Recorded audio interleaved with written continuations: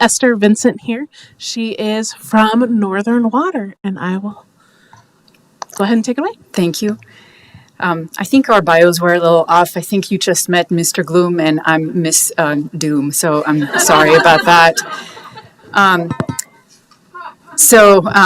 going to talk about fires, flood risk, and water quality. I have lots of slides, but lots of pictures. Words don't really do justice when you're telling the story, so I'm going to take you on a little bit of a ride here, but hopefully not too long. Just a couple words here about Northern Water. We are a conservancy district, a quasi-governmental agency. You've heard about the Colorado Big Thompson projects a couple times in the prior presentations. We cooperate and manage the Colorado Big Thompson project alongside the Bureau of Reclamation. And we also manage other large infrastructure and are in the business of future water development projects, which some of them you're probably familiar with, including Glade Reservoir and the Northern Integrated Supply Project, as well as the Windy Gap Farming Project and Chimney Hollow Reservoir, which is currently under construction just outside of Loveland, west of Carter Lake. We serve a population that is now over 1 million people.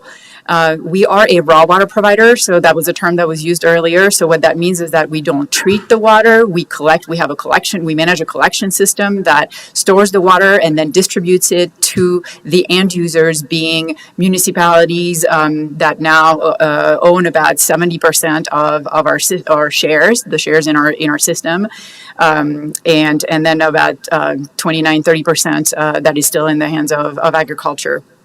So we get that water to these users. The municipal users treat that water and then eventually bring it to their end customers. If you live in this area in Larimer County, a very significant portion of the water that comes out at the tap comes from the Colorado River and the Colorado Big Thompson project. And we deliver on average about 210,000 acre feet. And we talked about what an acre foot is. I have a picture of it, which is pretty much the same analogy that Dr. Tracy used, a football field with an acre with a foot of water on it. And this is a map of the geographic area that Northern Water serves. The area that we serve goes all the way north from Fort Collins down to Brookfield, out to Greeley, and then kind of narrows down along the South Platte all the way out to the Nebraska state line. And on the west side of the Continental Divide is the collection system where we receive and capture water from the headwaters of the Colorado River and then transport it through this significant trans-mountain diversion, which carries water through the Adams Tunnel, which is 13 miles long. It picks up the water from Grand Lake on the west side of the Rocky Mountain National Park and through this 13-mile long, 9-foot diameter tunnel, brings it over to the east slope where it daylights near Estes Park and then makes its way down a series of pipelines and tunnels and hydropower plants before it ends up in Horsetooth Reservoir, just in our backyard here, and Carter Lake, and then eventually down in Boulder Reservoir as well. A little bit of context, and I'm picking up a theme from Brad here. Climate change and compromised forest health. Can't talk about fires without talking about this. We are living in a warming climate. I'm not telling you anything new you don't know already. This is a graph of the Colorado average temperature with a very clear increasing trend. What comes with this as the temperature increases is, and Brad's talked about this, earlier springs, hotter summers, longer growing season, generally a net water budget deficit for our systems, earlier snowmelt and runoff, more frequent and severe heat waves, greater evapotranspiration, and a longer fire season. So much longer than the last two major fires that we had in 2020 occurred well into October and even early November. And you couple that with extensive mountain pine beetle kill, and you've got a recipe for really, frankly, for some disasters. So if you look at the statistics of wildfire extent in the United States since 1983, that's the recorded history that we have. You can see an increase in not only just the number of fires, but the acres burned every year. in millions of acres. And this is a very drastically increasing trend over a short period of time. And if you look more closely at Colorado, we have the four largest fires in Colorado recorded history that occurred all in 2020, with the two big ones, Cameron Peak Fire and East Troublesome. Mullen Fire was partially in Colorado, partially in Wyoming, but equally a large fire. So let's talk a little bit about these fires in relation to our water systems. This is kind of a rough overlay of the East Troublesome Fire and the Cameron Peak fires on top of that Northern Water map, which is our major water supply from the Colorado Big Thompson project. And so the takeaway here is that these two fires affected directly the systems on both sides of the divide. So if you're the city of Fort Collins, say, and your water supply is the Poudre River as well as the Colorado Big Thompson project, it was double whammy, because your West Slope Colorado River water supply was affected by the East Troublesome Fire, and then your direct diversions off of the Poudre River were affected by the Cameron Peak Fire. Same story for the city of Greeley. I think in the first year of the fire, they lost about 40 days of diversions off of the Poudre River due to poor water quality running off of the Cameron Peak scar, and the water quality being so poor that they could not treat it, and they had to let the water pass by. So you're losing that volume of water, and it's adding to the stress of the water supply that is already pressured, from climate change and decline in supplies in general. And this is what the East Troublesome Fire looked like, I think, a couple of days after the fire. This is in the Comanche Valley, just as you're coming off of Trail Ridge down from the Continental Divide towards Grand Lake, and that's what it looked like. And then here's another couple of aerial pictures of the East Troublesome Fire. Also on the right side, you can see from left to right, this is Grand Lake and then Shadow Mountain Reservoir. And then in the distance, you can see Granby Reservoir. So it kind of gives you a sense of the extent of the devastation of these fires. And that happened just upstream of the receiving water bodies that we depend on for water supply. I'm going to give you a lot of illustrations and maps from the East Troublesome Fire, because that's what I've worked on more directly. But pretty much everything I'm saying about the East Troublesome Fire, you can translate that to the Cameron Peak Fire. They're very similar stories to tell there. So for the East Troublesome Fire, we had about 193,000 acres of burn. About 10% was on private lands. The rest of it, the 90%, was on federal land, primarily Forest Service land. And what you see here is a map of the burn severity with the different colors showing how severely burned the watershed was. And you can see that the spatial extent of this burn that covered 37 miles, and it jumped over the fire traveled 20 miles the night of October 22nd, burning over 100,000 acres in that one night. Much of that growth happened over a 90-minute period, during which the fire made a 17-mile run, pushed by hurricane-forced wind, and to such extent that the fire jumped over the Continental Divide that night and actually burned in the headwaters of the Big Thompson River in the Moraine Park. 589 structures were burned, and 4,000 residents were evacuated that night. And it's a miracle that really we only lost a couple of people in that situation, and we lost them because they refused to leave, not because they couldn't leave.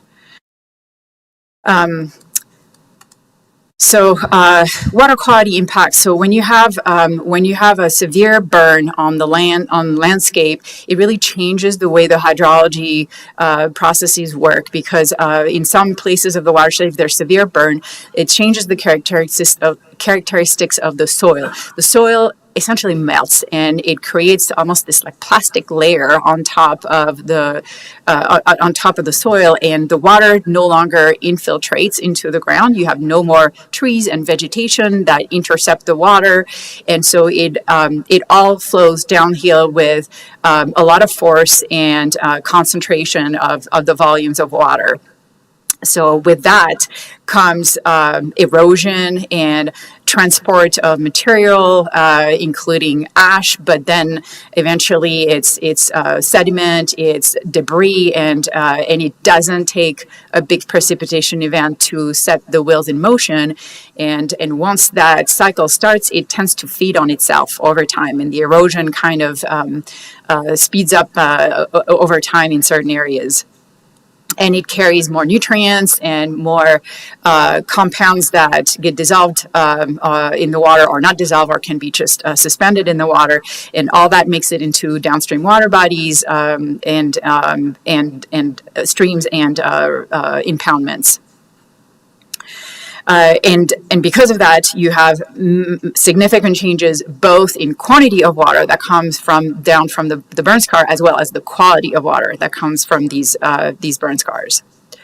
So let's talk a little bit about the wildfire aftermath. The picture you're looking at here is Highway 125 in the Willow Creek Basin, and pretty much every time it rains, this is what happens. The hillside comes down, and they have to shut down the highway and remove the debris.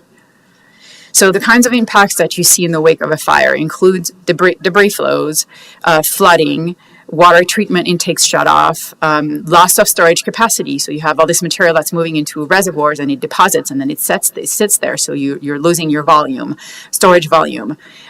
Because there are significant inputs of nutrients that come with post-fire runoff, and that comes into receiving water bodies like lakes and reservoirs, that causes it fuels algal growth. And not the right kind of algae, typically blue-green algae, which has the propensity to release cyanotoxins that are water treatment problems, and that are toxic to humans and wildlife, and if you come into contact with this water. Property loss, obviously, not just from the fire directly, but from these post-fire events and floods, and then frequent road closures are all very typical. Loss of life is top of mind when you're talking about post-fire impacts. Sadly, we made that experience with the Black Hollow flood in the Cameron in 2021 from the Cameron Peak fire burn scar, and you can see how it made the headlines at the time, and a number of people died during that flood, and there was tremendous devastation of property as well during the event. These are additional pictures on the East Troublesome fire in the Drowsy Creek watershed, just a little bit down in the Granby area. And same thing, they had a very devastating flooding event in August of 2022. This is a picture I actually took recently of the Stillwater Creek road crossing. This is upstream of Granby Reservoir. And last year, this road was still there. This happened during snow melt this year. We had a rain on snow event in June, and the road's gone. And we're going to continue to see more of that. If you drive around the watershed, you can see lots of places where these drainages are about to take away infrastructure and roads in particular. Another example of Highway 125 in Greene County.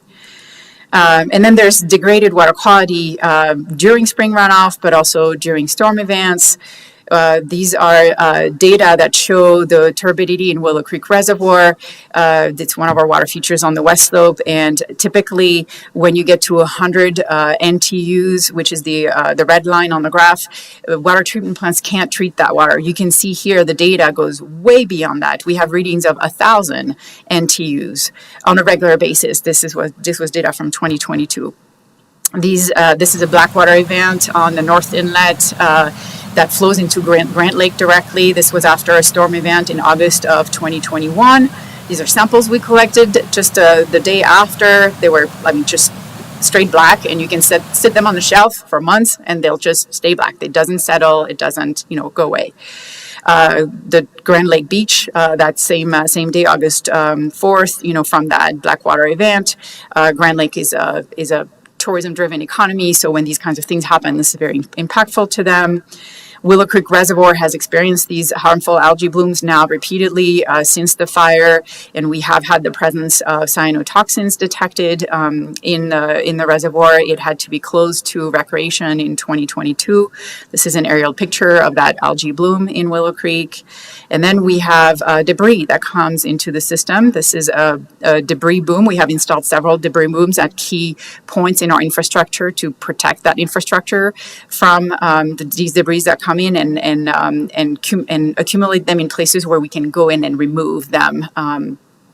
And take it out of the reservoir. This is the inlet to Willow Creek Reservoir, and you can see this all these shallow areas. These are new shallow areas that are the result of all the sediments that have been coming in from Willow Creek into the reservoir. So we're losing storage in this particular water body. We've lost about 1% of the active storage annually. We don't know how much longer this is going to continue, whether that trend is going to increase, and whether eventually it's going to be a problem. But Denver Water can tell you stories about how they've had to dredge their own reservoirs at incredible cost to retain or restore their capacity, only to see it lost within 1 or 2 rain events after that. So restoration and protection is really important in the wake of these events.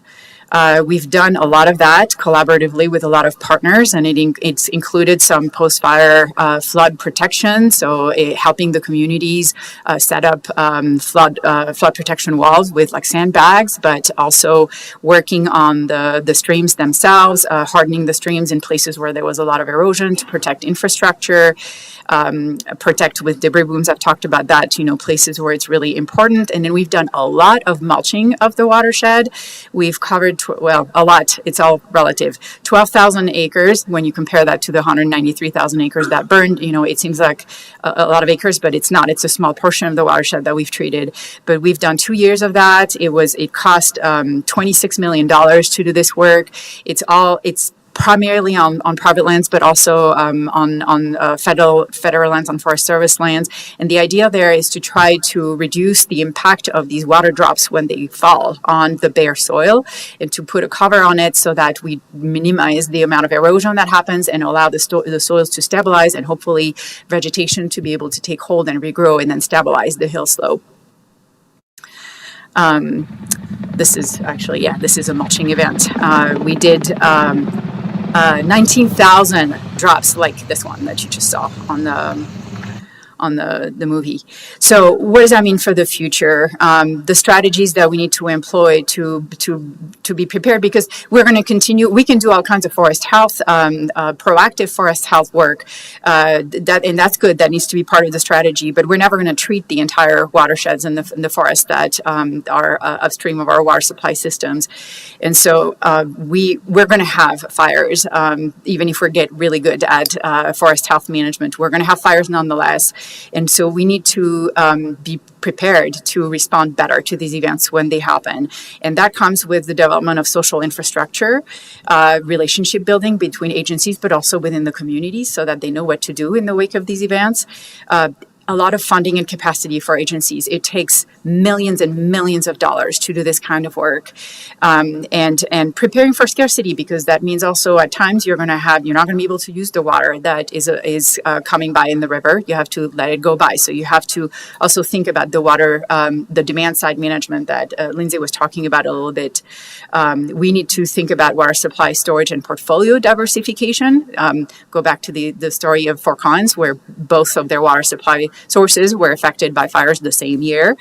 And we need to get really good at this post-fire restoration work. And we have collectively assembled our lessons learned in a report that we have distributed largely to federal and state legislators and to agencies so that they can change their policies, so that we can adjust our processes to be more efficient and effective and get the response on the ground quickly when it's needed, because you can't do this work 5 years after the fires. You have to get there really quickly right after it's happened. So time is of the essence.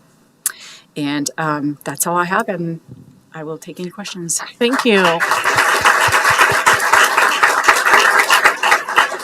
Thank you, Esther. I'm going to look to the audience for maybe one question for Esther before we go back to the full panel.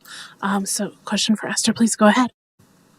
I'm just curious, why is mulching not just fuel for the next fire, or is it a question of the lesser of two evils of soil erosion? So that's a good question. I mean, the mulching eventually kind of degrades. If you've ever put mulch on your yard, you'll see, like, usually you have to kind of reapply it, every couple of years, sometimes every year.